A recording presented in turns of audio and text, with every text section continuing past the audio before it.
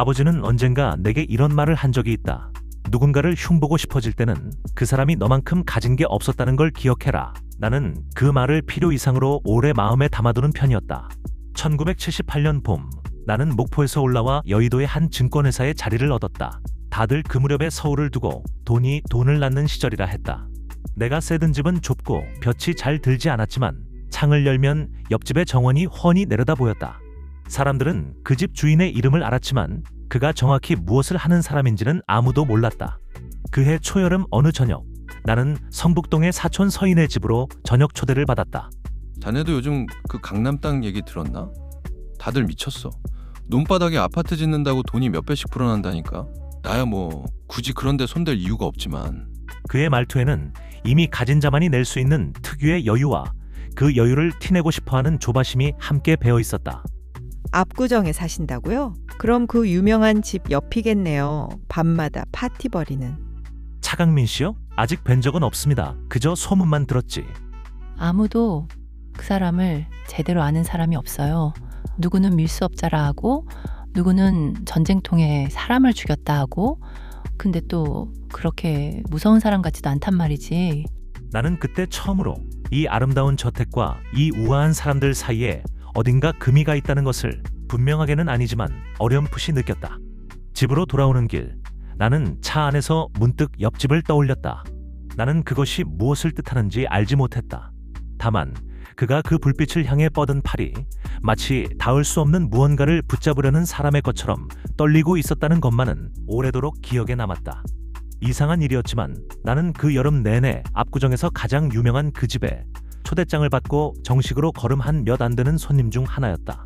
파티는 내가 상상했던 것 이상이었다. 사람들은 서로를 잘 모르는 채로 웃고 떠들었다. 밀수업으로 큰 돈을 만졌다던데? 아니야. 실은 이북에서 내려온 사람이라던데 신분을 완전히 세탁했다더라고. 누구는 만석군 집 손자였는데 집안이 몰락해서 이름을 바꿨다고도 하고. 아무도 진실을 몰랐고 그 무지 자체가 오히려 그를 더 근사한 사람으로 만들어주는 듯했다.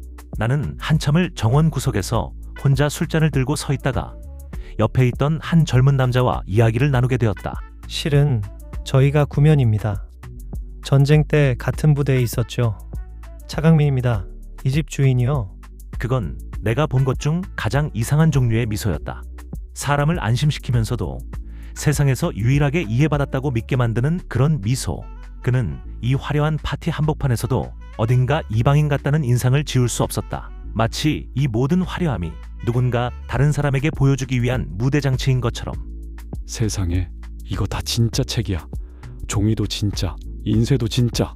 이 정도로 공을 들이는 사람이라면 어설픈 인간은 아닌 게지. 이 대리님, 혹시 다음에 저희 집에서 차 한잔 하실 시간 있으십니까? 여쭤보고 싶은 게 있어서요. 그러시죠.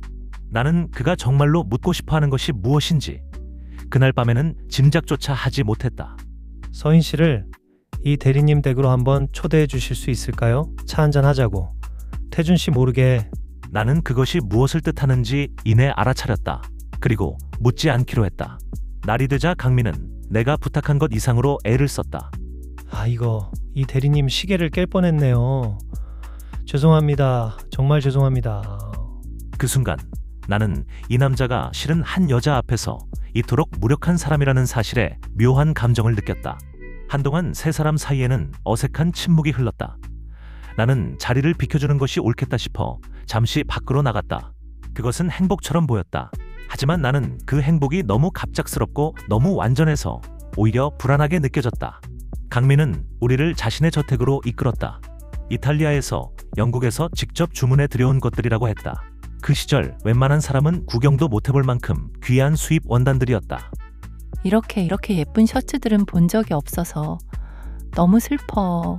나는 곧 어렴풋이 깨달았다.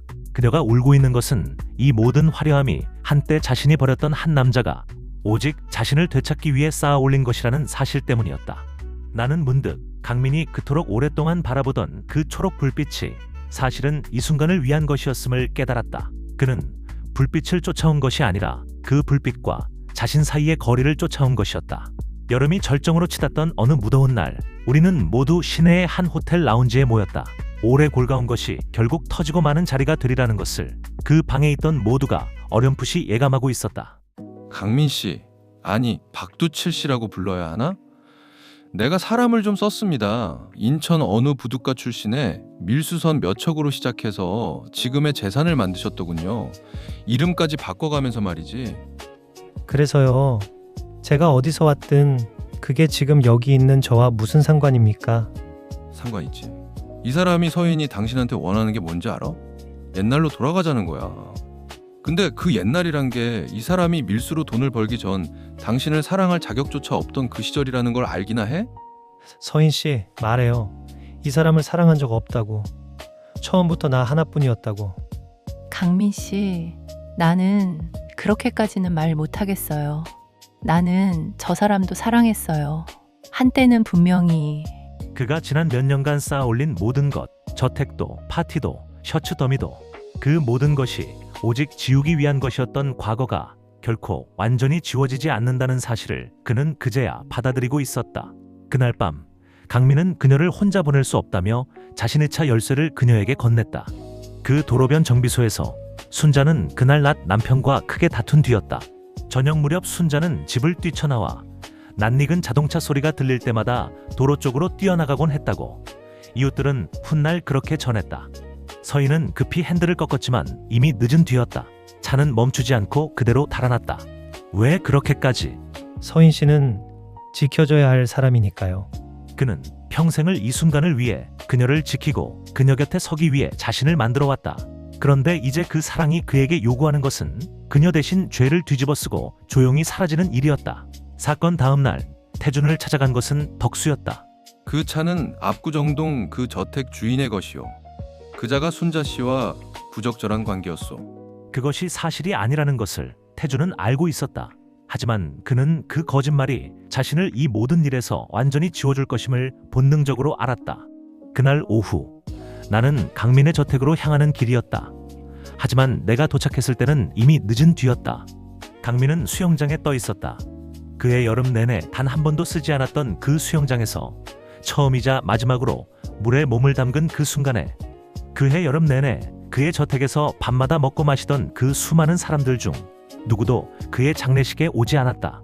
서인에게서는 연락이 없었다. 결국 그녀와 태준이 이미 짐을 싸서 어딘가로 떠났다는 소식만을 전해 들었을 뿐이었다. 주소도 연락처도 남기지 않은 채로 장례식 날 비가 내렸다. 참석자는 이렇게 셋뿐이었다.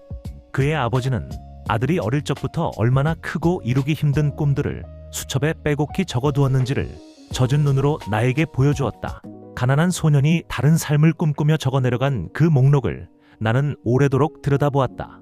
그가 그토록 오랫동안 쫓았던 그 불빛은 사실 처음부터 손에 닿을 수 없는 곳에 있었다. 우리는 모두 그렇게 저마다의 초록 불빛을 향해 팔을 뻗으며 살아간다. 강물을 거슬러 오르는 배들처럼 끝내 닿지 못한 채로. 그리고 그 물살은 우리를 자꾸만 이미 흘러가버린 그 시절로 떠밀어 보낸다.